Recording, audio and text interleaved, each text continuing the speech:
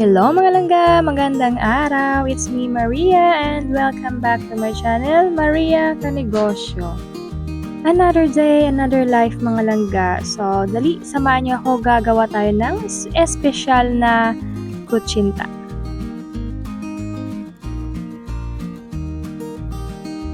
Maaga nga ako nagising mga langga kasi nga meron akong order ng kutsinta.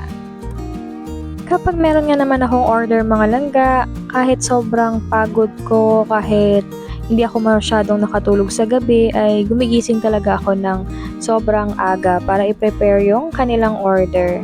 So, story time muna tayo mga langga.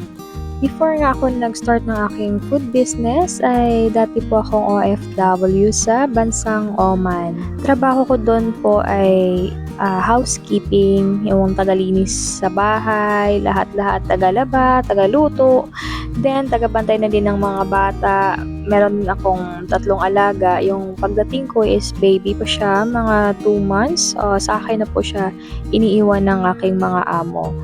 Bilang OFW mga langga, ay sobrang hirap, napakahirap talaga maging OFW, lalong-lalo na kapag ikaw ay BH. So, kahit na pinirmahan mong kontrata is housekeeping lang, pagdating doon ay mag-aalaga ka ng bata, mag-tutor ka, maglilinis ka ng hardin, magtatanim ka, lahat-lahat. Kahit yung mga hindi mo trabaho, kailangan mong trabahuin kasi nga sinasahuran ka nila. Kaya sa mga nag-iisip na maganda buhay namin sa abroad, nako, hindi po totoo yun. Yung mga nakikita nyo po sa Facebook na masaya kami, happy kami, yun po ay is a prank. Kasi nga mga langga, hindi naman pwede na mag-post kami ng puro sad, 'di ba? Masad na din yung family namin sa Pinas. So, lahat na pinapakita namin sa social media is puro happy para maisip naman ng mga tao na maganda buhay doon. Pero sa totoo lang mga langga, napakahirap po yung buhay abroad.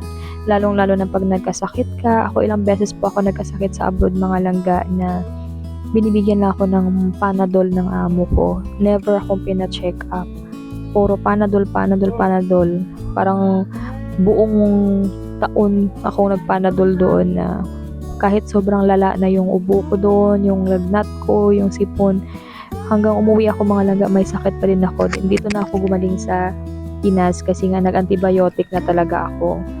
So, tsambahan na din mga langga kung makatagpo ka ng amo na mabait talaga, na care talaga yung sa sarili nilang mga katulong. Tapos yung sabihin na mabait yung amo, maganda na yung buhay. Hindi po mga langga, kahit gaano pa sila kabait mga langga, trabaho is trabaho po sa abroad. Tapos ako, hindi ko alam, siguro marami na din na naka-experience nito no, sa akin.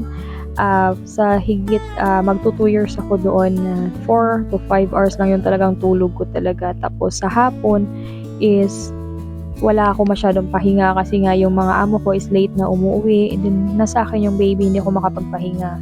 Kasi the time na matutulog yung alaga ko is naglalaba ako, nagpa-plancha. Minsan dinadala ko yung alaga ko sa laundry para makapagtapos ako ng planchahin ko.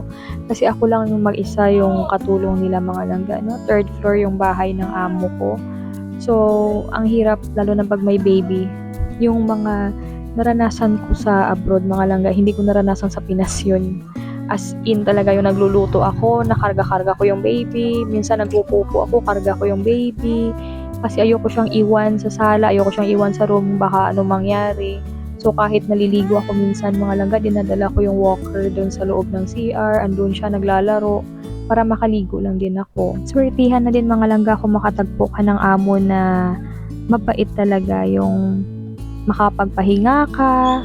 Meron kasi yung mga amo namin doon sa Oman, halos talaga kami magkasabay. Yung mga amo namin doon parang walang isip.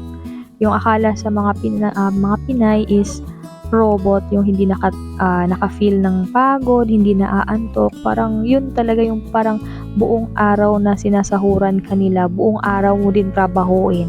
At ang mahirap pa dun mga langga is yung dadalhin ka sa bahay ng kapatid nila, sa bahay ng nanay nila, sa bahay ng tiyahin nila, tapos walang katulong. Kawawa ka talaga mga langga, as in sobrang kawawa ka kasi ikaw doon yung magiging muchacha nila, as in lahat utos dito utos doon, may pasigaw pa, lalong-lalo na kung hindi kayo magkaintindihan kasi nga bihira lang sa kanila yung marunong talaga mag-English. Pero sa lahat po ng struggle ko doon sa Oman, thankful pa din naman ako mga langga dahil nakauwi ako ng safe at kahit nagkasakit ako is nakakauwi pa rin ako ng buo.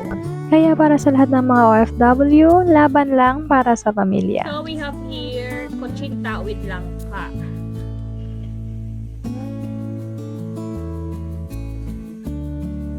Bago kain din to, ay wala na kami